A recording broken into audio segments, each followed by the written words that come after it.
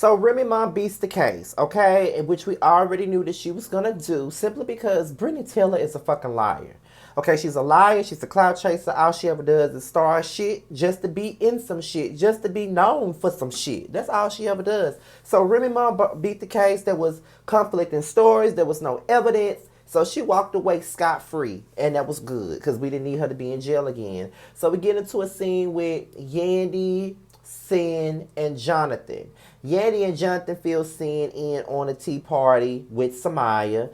And, they were talking about how, Yandy was taken by surprise when she walked in. And not only was Kimbella there, but Chrissy was there. And Sin was like, oh my God, seriously? And then she was like, yeah, the two bitches that I can't stand the most. I'm supposed to be here for a spiritual cleansing, and I got these two bitches all up in my motherfucking face. So how the fuck am I going to spiritually cleanse anything with these bitches being in my face? You know what I mean? So Sin and Yandy and Jonathan, they moved the conversation over to Joe and Tahiri. So Sin was saying that Tahiri's energy was spicy and all of this other stuff. Can I just say this, you guys? I don't like Sin. Okay? I don't like her, and this is not why my opinion is what it is. I just find Sin fucking annoying.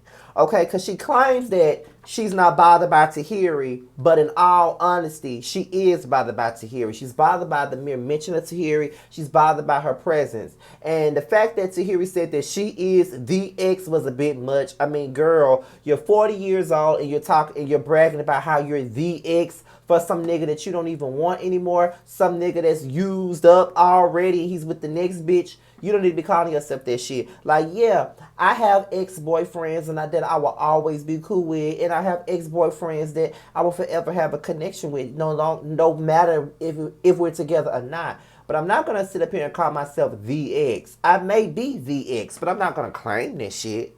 Especially at 40 years old. Tahiri, girl, grow up. Seriously. You need to grow the fuck up. Honestly. So Erica and Safari. Safari is excited about, I think it's an EP or an album, is one or the other. But he got some new music coming out, and he's very happy about that. He's put out mixtapes, I think 5 mixtapes so far, and now he's finally about to drop his album. And Erica is happy for Safari, that he's going into what he loves to do, which is music. But she's more so focused on moving back to Atlanta so they can raise their child and have their life together. And, Erica was like, the only reason why they came back to New York in the first place is because of the wedding and the baby shower, because all of their family and friends is in New York. But home to Erica is Atlanta. But Safari is pretty much conflicted because he wants to get his music going. He wants to get, he wants to get it popping. He wants to drop his album. He just want to make sure his shit is on point when it comes down to this music situation. And my thing about it is, it's a give and take. Right now, Safari, you just need to focus on your child. I get it. You want to get your music out. But right now, it's not the time for you to leave right now and all of that stuff, especially with a newborn child. You need to be there with Erica at least for the first month or two and then focus on your album and putting it out and going out on the road and doing everything else. I understand why it would be conflicting for you, but you got to put your grown man draws on and be a husband and be a father and know what your priorities are and what's more important. Y'all are not single anymore where you can just go out and jump out and do a tour, do a couple of shows and do this in support of the album. You need to be there with Erica right now. She's about to have your baby. The baby's about to be yay high. So you need to be there with Erica right about now. So it's time for Chrissy and Jim. Now, Chrissy and Jim goes into the house and, Chrissy did a great job at decorating the house and doing all of that stuff. So there's one thing I can give Miss Mo. She's talented at doing something that's interior design. And she did this fucking house. She made sure that it looked nice. She made it look classy. She made it look livable. It wasn't like what Mama Jones would probably do, but it's something that I would do. And I can appreciate it. Go ahead, Chrissy, with your stupid ass. Go ahead. Do something, because you got to do something in order for me to give your ass any type of kudos. So they started talking about the tea party, and Jim was like, well, I'm glad that you out here making new friends. And she was like, I don't think I made any friends. I'm tolerating motherfuckers. And Jim started laughing, but that's really what it is. So Fresher Him and Jen, they're back on my damn screen. Why the fuck are they on my damn screen? I don't know. They don't fucking know either. But time will fucking tell. So they're sitting there talking, and apparently Fresher then put some money down on the house. He done went out and took a loan, and he done put some money on the house. Now Mrs. Puff over here, aka Jen, is in a happy space because Fresher has decided to sit here and buy a house.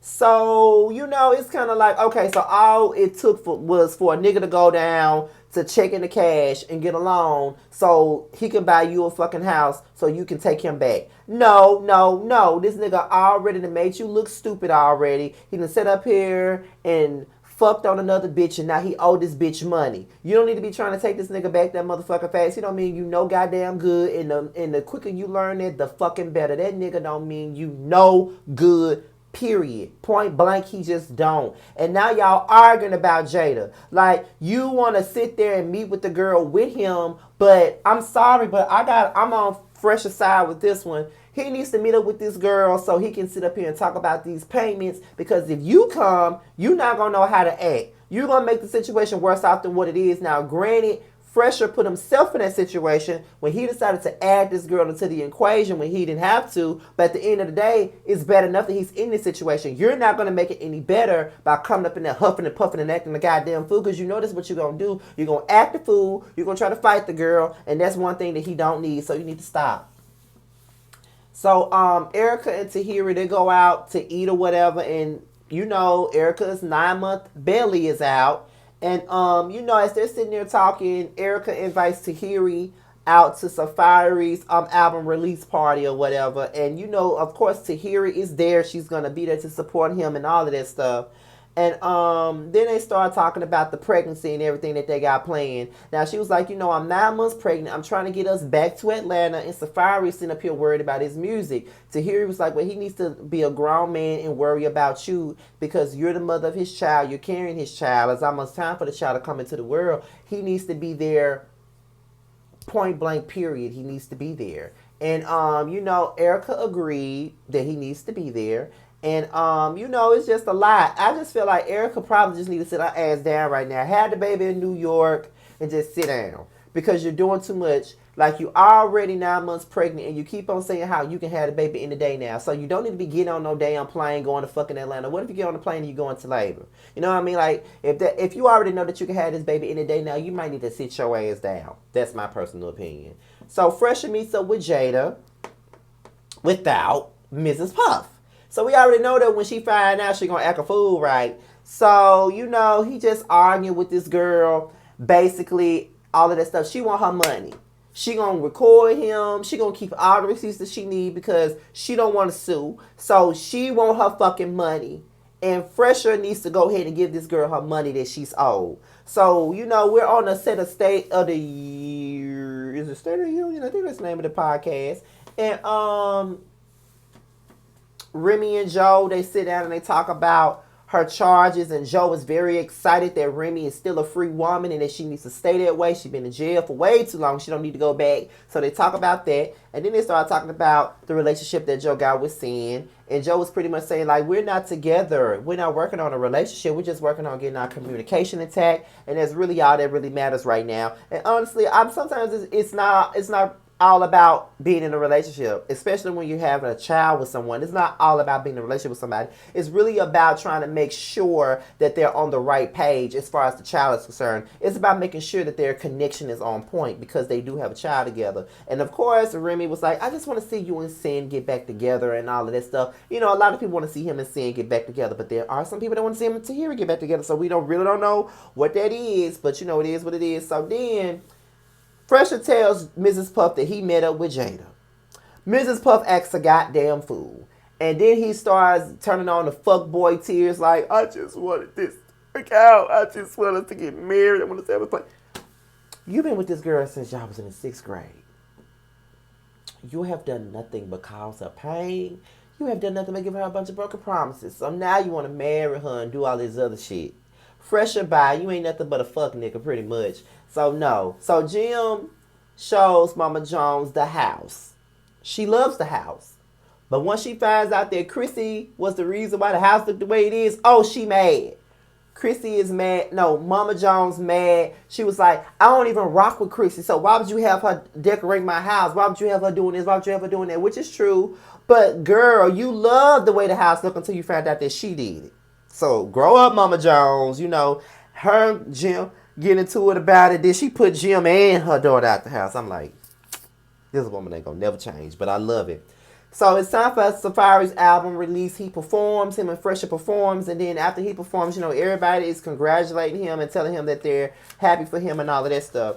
So then he drops a bomb on Erica, basically saying that, you know, with everything that's going on, I had my dates planned around the pregnancy, but now my dates have been pushed up due to the album. So I might, after the baby comes, I might have to be gone for 2 weeks. And Erica was like, what? Erica's not happy. And I'm like, oh, Lord. More Erica and Safari drama. But, y'all, that's all I had for this episode. It really wasn't all that. I'm just going to be honest. It wasn't all that. That's why I just ran through this damn review, because the episode wasn't really all that. But if you want to follow me on Instagram, make sure you follow me at Scotty_by_nature. Make sure you like, rate, comment, subscribe, and share this video. Do whatever you see fit. Cash App and PayPal. PayPal is on my homepage. Cash App will be on the bottom of the video. It's all for all of your ratchet ass needs. For a commentary on ratchet reality shows such as this one, hot topics, or just all things real talk. With that being said, you guys, I'm out of here to my Love and Hip Hop Miami review. I'll talk to you guys later. Peace out.